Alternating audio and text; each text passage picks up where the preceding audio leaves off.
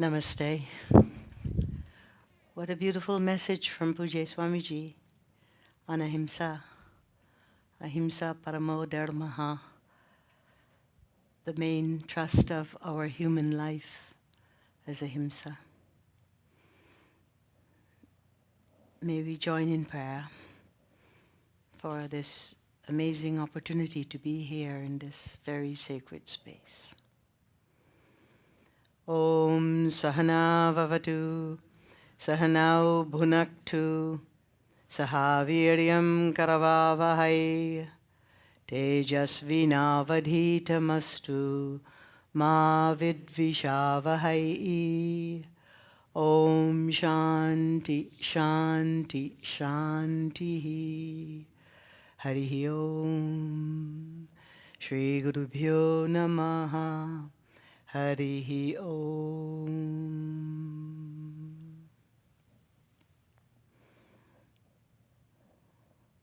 It's a pleasure to be here in Yogaville.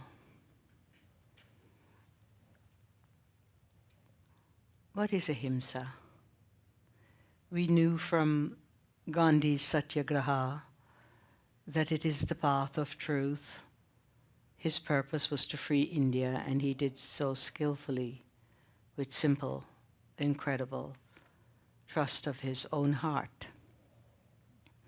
We've come into an incredible time, as we all know. This is just a time of massive transition where the earth herself has divinized to the point where everything is changing. But it is changing for the better, because it's not just our roles that are changing, it's our consciousness that is becoming awakened across the board. Vast numbers of population are becoming conscious just by the nature of the time that we live in. And yet we must do the work for this. What is that work? Ahimsa is not the non-violence that's outside of ourselves. It's not even about our response to violence. It is an inner work that digs very, very deep. It really excavates our own spirit, so to speak, in order to bring forth the fruit of what we need. So it is not an easy path, but it is, for humanity, the only path.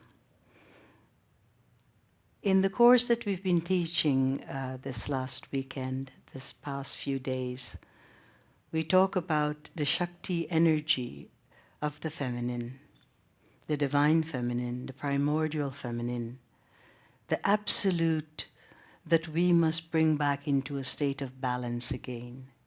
Of course, women have a lot to do with this. To reclaim that power is one of the greatest feats of ahimsa that we can possibly imagine now.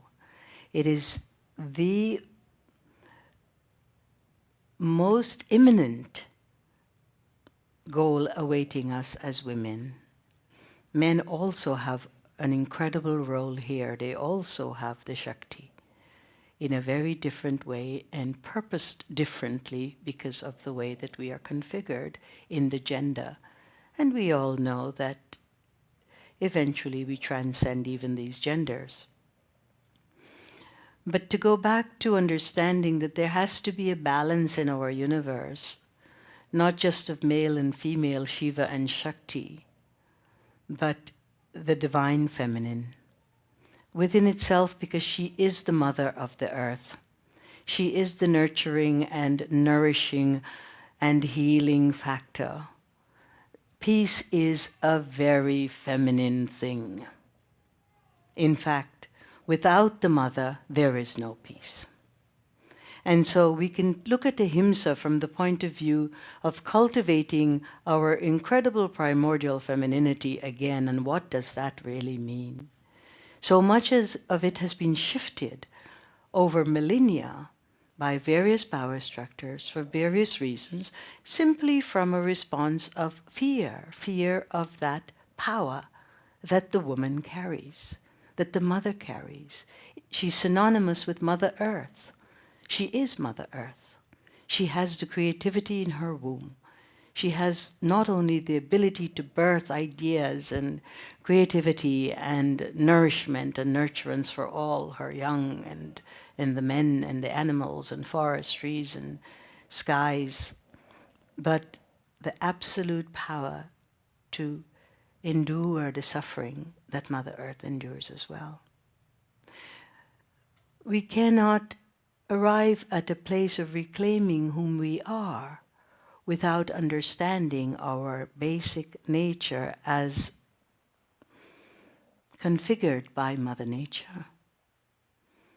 Today we talked a lot about suffering being an organic part of the mother's journey, the woman's journey, Mother Earth's journey.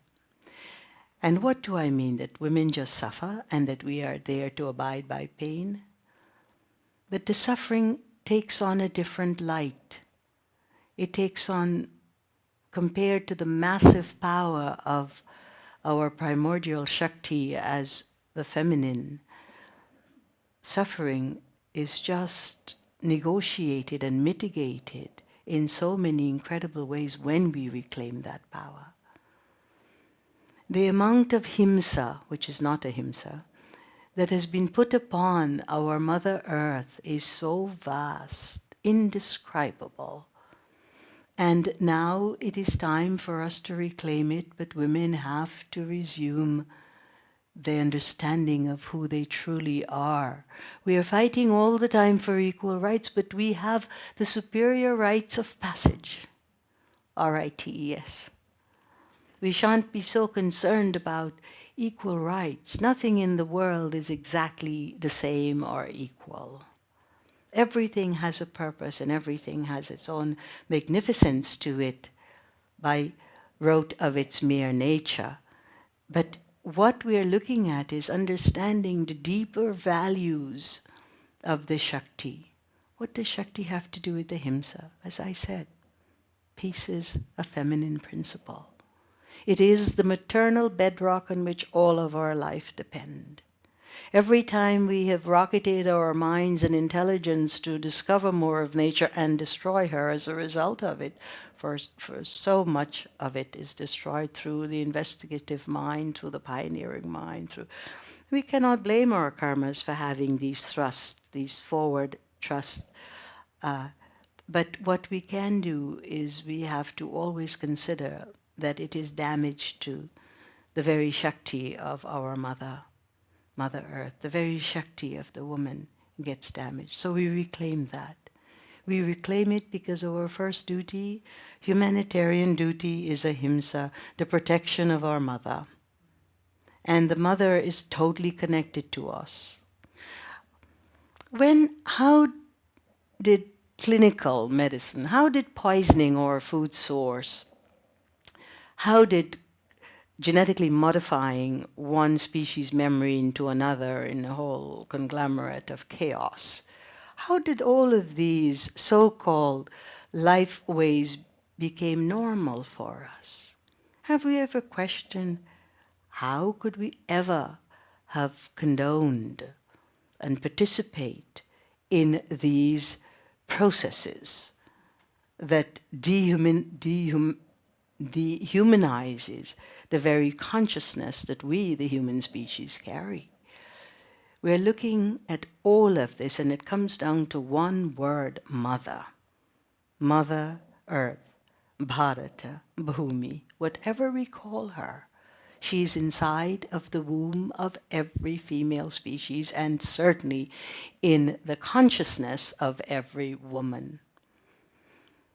Clinical medicine, prescriptive ways of life took over because we simply lost connection to the greater elements of the lunar rhythms, wherein in the new moon we are absolutely shedding the linings of our womb in little tents and back to Mother Earth, because that is the Shaktified material from which life itself comes. It is indescribable.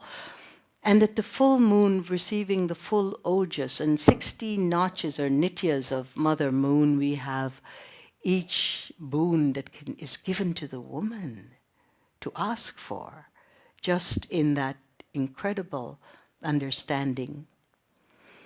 The Vedic culture is interesting. Hinduism has nothing to do with idolatries. In fact, we have no idols. It is all the phenomenal network of memory that the rishis understood in terms of their archetypal value. And because we, the humans, need nama, rupa, name and form in order to connect, these forms of the goddesses and the gods and the devas, every form, every tree, every river is a form. It's a form that we worship, we venerate it. We're not venerating idols and the idols of Guru. We're venerating the divinity of it all. And we have manifold layers of how we can venerate that divinity. It's all so incredibly purposeful. The Hindu tradition is vast. It's not a religion. We know it's Sanatana Dharma, a way of life, the way of Dharma. And what we're doing here in Yogaville is so spectacular. I have been in love with this master, Satchidanandaji, for many, many years. In fact, when I was escaping the Stoic Brahmin home, I was only 16, born in Guyana, then British Guyana, my first trip to America in 1969, I was privileged to see Swamiji at Woodstock. And I realized that you cannot run away from your roots. And that's as far as one could go to run away from your roots. The haze of smoke and rain and mud and naked people. It was very distantly different from the village culture that I grew up with, where we went to temples and, and prayers. So I was so fortunate to receive Swamiji's darshan even before I knew I had that darshana. And then later, when my birth father died, I met Swami Dayananda, who is my Param Guru, who just recently attained his Mahasamadhi and studied Vedanta and Sanskrit with him, and then Ayurveda on my own. My journey has been an interesting one. The perspective of being born outside of India has served this journey well, in that at a very young age of 18, I had ovarian cancer. And when I recovered from it, through the divine grace, the Divine Mother's grace, in fact, I understood that the journey was already written. It is to serve this purpose. It is to serve everyone, and women in particular.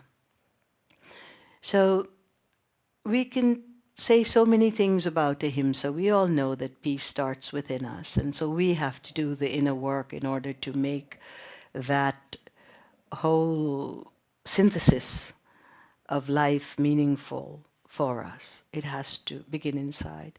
We have to be the sakshat, or the witnesses of our own thought process, of our own conditioning, of our own ancestral underpinnings, of our own prarabdha karma, or the karmas that have gone before. But I do agree with Pujay Swamiji that we shan't so much live in our past karmas.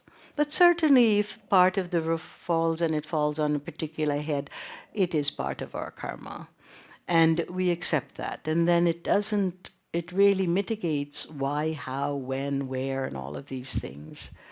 Life is very simple if we accept that whatever is given to us is part of the karma, but we can change that. I've been learning that over and over in my many transformations in this life, and many name changes as well, that basically we just have to stay present with who we are and do the inner work and be honest with ourselves when our minds are screaming something that is not ahimsa, whether it's through conditioning or thought or response to violence, whatever. If there is violence and we are responding in that way, then we are contributing to that. And if we find ourselves doing that, we understand, okay, we are by thought contributing. Thought is very powerful. The vibrational field of thought is extremely potent and powerful. That's how we can send thought to someone to help them to heal. That's how we can rocket that thought and direct it and focus it somewhere else. You know, when I lived in Asheville, North Carolina for many, many years, having grown up in New York City, I walked into a set of fields that were in the area we were moving the school, the Wysart school to. And the cows all had blinders on. And I wondered why they would have these blinders. And as it turns out, the farmer said that they had an eye disease and he just could not get rid of it. So I suggested to him that it might be very good if I could chant with the cows, but I didn't call it chanting because this is in the middle of the South. This is Bible country, Bible belt, we call it, whatever that means. And another name for it is God's country. And you have, you know, these huge wheel vehicles and a lot of tattoos and on all these wonderful things. But the basic thing is the farmer would not have understood chanting. So I said, do you mind if I spend time with the cows in the morning? And he said, well, you seem to like cows. And I said, yes, I love cows.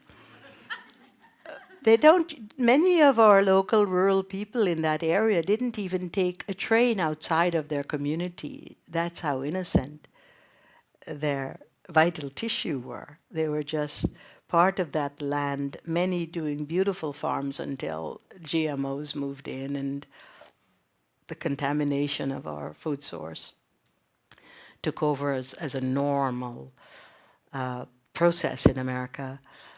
But they were beautiful people, and he allowed me to go and be with the cows. And in the morning I chanted Rudram. Om Namaste Astu Bhagavan Vishweshwaraya Mahadevaya Triambakaya Tripurantakaya Trikalagni Kalaya Kalagni Rudraya. And the entire Rudram I would chant with them in the early morning. Within 2 weeks, he said there was just, he couldn't believe that the eyes had already healed. And they were actually producing more milk.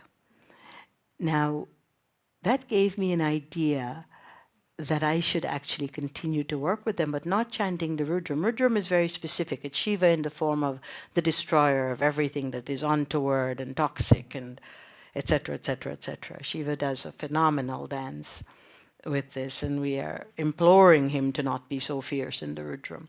So it is powerful, a chant. Nonetheless, in the mornings I would go and Om with the cows, and I would go, Om,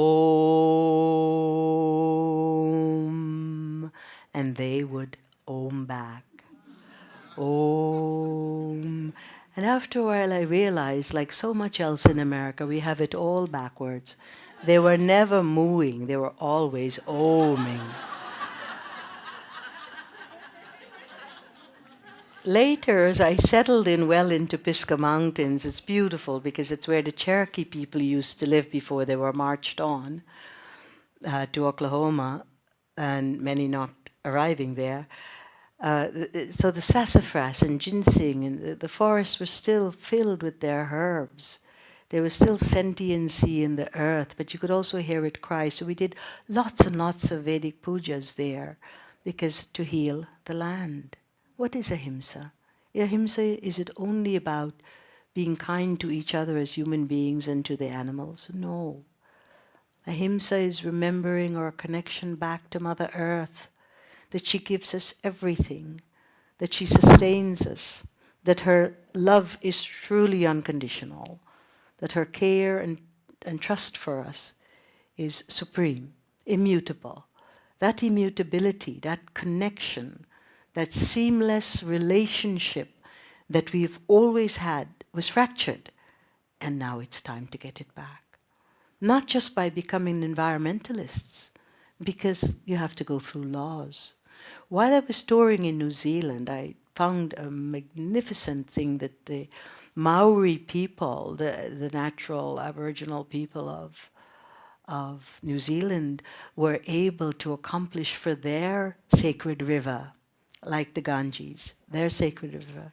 They actually fought and got human rights for that river. And I thought, how brilliant to get around the environmental laws, which are also becoming corrupt, not the laws themselves, but the application of them, and basically to make the river human rights. It's more powerful. We've been trying to do this for the Ganges, for at least the last 50 years, 100 years, and it hasn't happened. We've been looking to give her back her goddess rights, but apparently we're not able to connect so seamlessly to the goddess, so she doesn't seem to be recovering her rights anytime soon. But that was really brilliant. And then as I started to look at what's been happening, Ecuador, too, passed certain laws about its forest, also with human rights.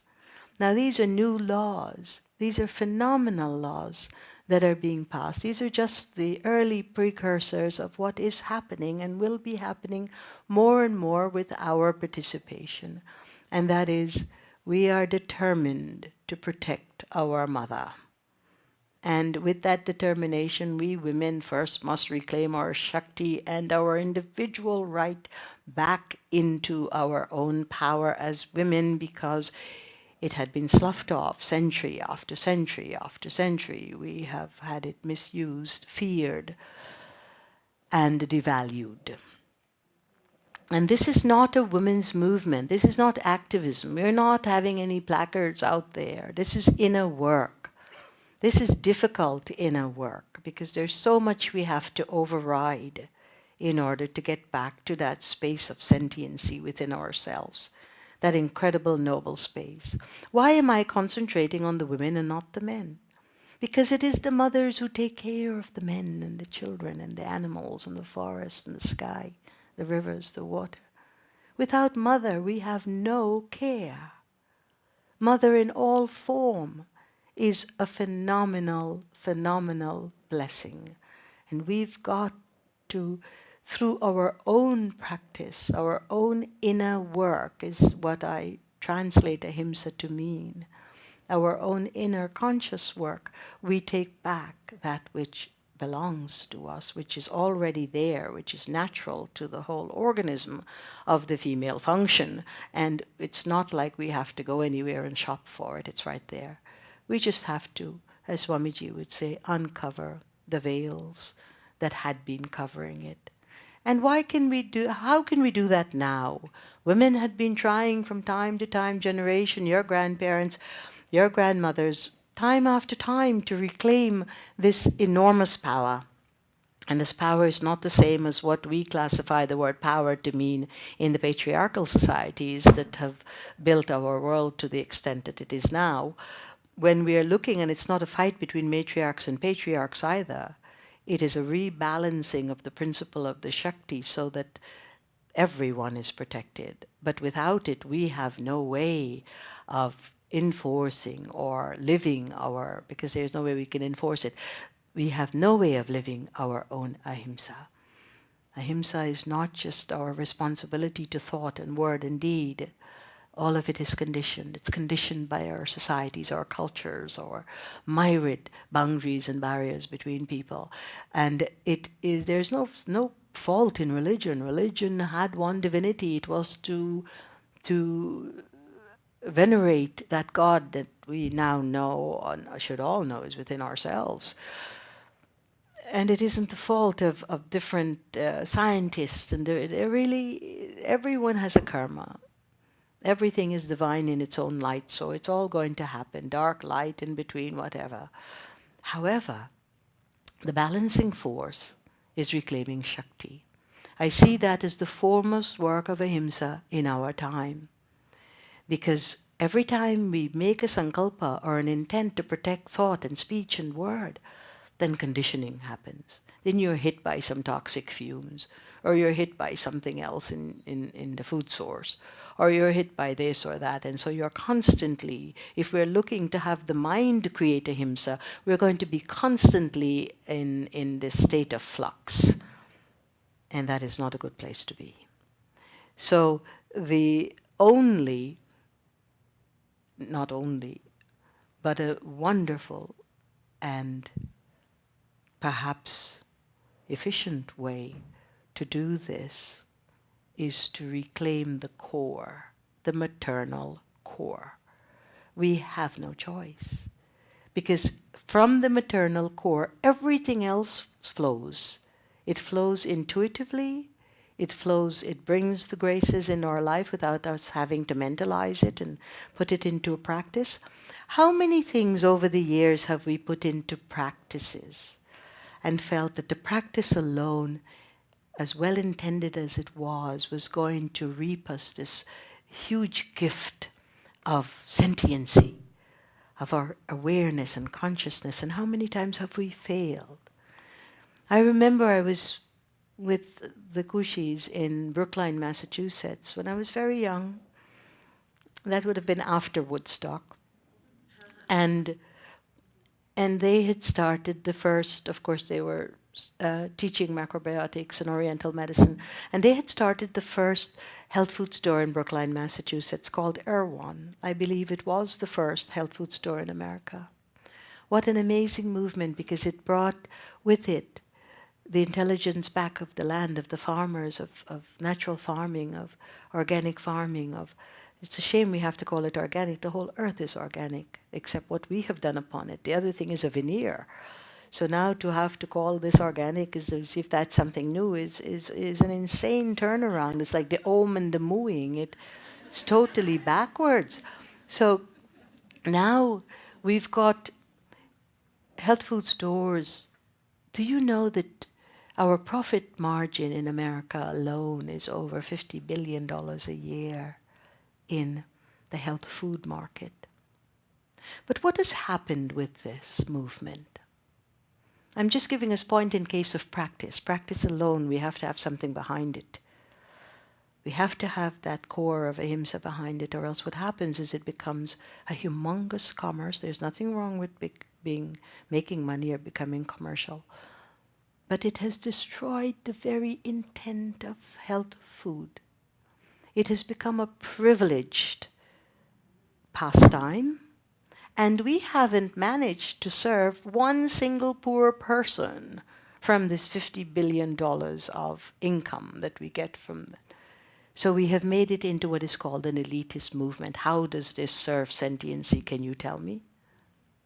And of course, we've started to monocrop to produce all the food we need to sell for $50 billion, and we started to harass the cows again so that we can get all this organic, so-called organic milk. When are we going to understand that there's nothing organic today?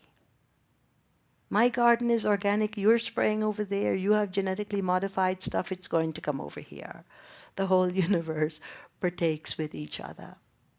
We have something that is supremely organic, and that is the immutability of our prayer, our sankalpa, our intent, our absolute ahimsa.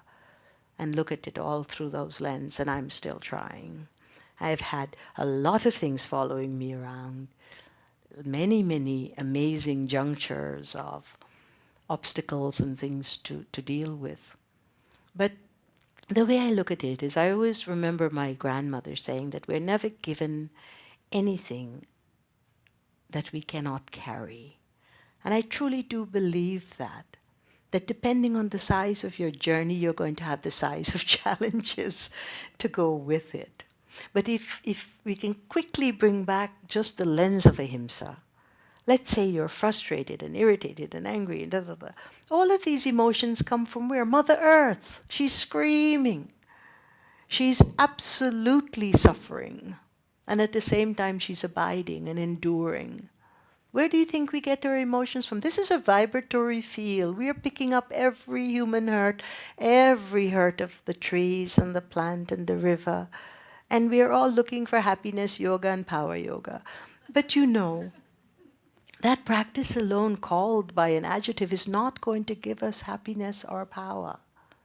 Because if an adjective can give it to us, if health food store could make us healthy, meaning an adjective, then we really didn't have to do much in our work at all.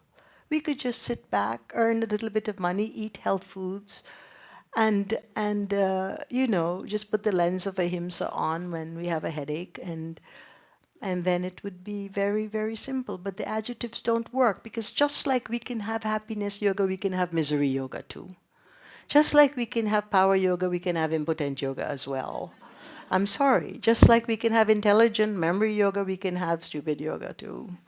And the basic fact of the matter is it has nothing to do with the adjectives we plunk before beautiful practices just because we want to take it somewhere else. Why do we, as modern human being with intelligence, just morph everything in these directions? Because of one thing only, the way we're picking up the vibration of Mother Earth suffering. It's what throws us in this kilter of escapism, of not even knowing that we are escaping into these things. What was the intent of setting up the Health Food Organization in America? The original, pure, wonderful, magnificent intent was to bring back the land, was to protect the farmers, and then, as a result, protect what you're eating as well. But where did we lose that intent? Where did it go? Something went so wrong with that. Because our need of health food was from the fear of disease and death fear. It wasn't from let me surrender myself to Mother Earth and do everything that we possibly can to help her to heal. Let me surrender myself because my health depends on her health. The Mother Earth is also our primordial divine mother. She's not separate from our goddesses and our gods. And so we have to always be looking, but why did our mass intent become so powerful? The fear. What is feeding our fear?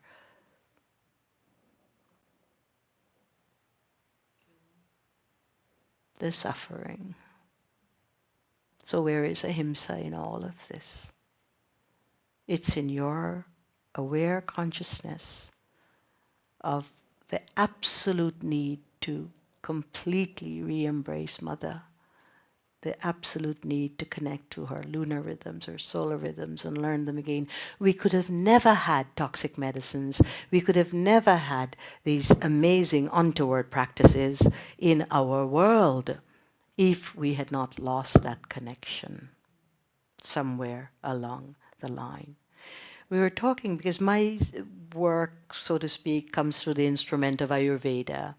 And my interest in it came from having survived ovarian cancer for no logical reason. And then I understood that there is a power that heals us, even if we don't want to live. And that was very profound, and it led me into the journey that I now have at 63 years old.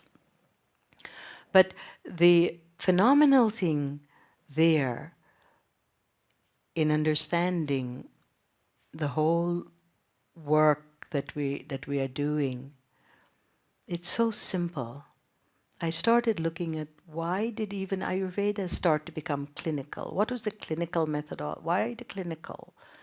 Because humans have intelligence, and clinical erodes your intelligence because it's a prescriptive form of all sorts of treatment. And it's not just in medicine, it's in every possible thing that we look at in our life in terms of education and whatever. It's basically, many of it is prescriptive. That's changing now as well. And remember some of the older stories told by the older Vaidyas who were really barely making it in India because India had lost this incredible vital form of healing and had gone to allopathy, and homeopathy, thank goodness, was there as well. And I remember when the Vaidya said that before even having the patient walk into their office, they would just look out and see which bird was flying which direction, whatever, just using the whole of nature to divine, and they knew exactly who is coming, what her or his condition would be, how to approach the treatment, etc., because they were still so connected to the vibration of our Mother Earth. And today, do you remember, ladies, as we were chanting the bija mantras for Lalita, Tripura Sundari, the waxing moon mantras, the tree started shimmering just with such glee exactly at the time as we were chanting. And as soon as we stopped chanting, the trees were still again. We are connected to these rhythms in ways visible and invisible, mutable and immutable. And so the message of Ahimsa is, let us reclaim the core of Mother. Let us understand who we all are as Mother and our relationship. Thank you so much for this time and for being here to bless. Om Shri Guru Bhyo Namaha. Purnamadav Purnamidam Purnat Purnamudachyate Purnasya Purnamadaya Purnameva Vashishyate. Om Shanti Shanti Shantihi. Shri Guru Bhyo Namaha. Harihi Om. Blessed be our Guru. Om. Thank you.